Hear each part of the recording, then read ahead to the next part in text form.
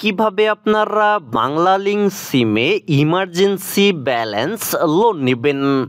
তো আপনার বাংলালিংক সিমে যদি টাকা শেষ হয়ে যায় সেক্ষেত্রে আপনারা আপনাদের বাংলালিংক সিমে ইমার্জেন্সি ব্যালেন্স লোন নিতে পারবেন, যেটাকে আপনারা হাওলাত বা ধার বলে থাকেন। তো চলুন আপনাদেরকে দেখিয়ে দিই কিভাবে আপনারা আপনাদের বাংলালিংক সিমে ইমার্জেন্সি ব্যালেন্স লোন নেবেন। তো বন্ধুরা, এজন্য আপনাদেরকে যে কাজটি করতে হবে, আপনাদের ফোন থেকে চলে যেতে হবে ফোনের ডায়াল প্যাডে আসার পর এখানে আপনাদেরকে ছোট্ট একটি কোড টাইপ করতে হবে। কোডটি হচ্ছে *121*5*1#। এই কোডটি টাইপ করার পর এখন আপনারা আপনাদের বাংলালিংক সিম দিয়ে ডায়াল করে দিবেন।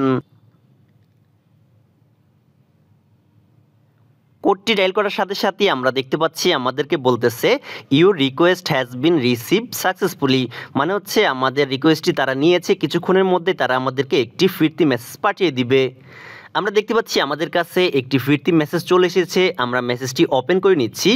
মেসেজটি ওপেন করার সাথে সাথে আমরা দেখতে পাচ্ছি আমাদের এই বাংলালিংক সিমে তারা 10 টাকা ইমার্জেন্সি ব্যালেন্স দিয়ে দিয়েছে।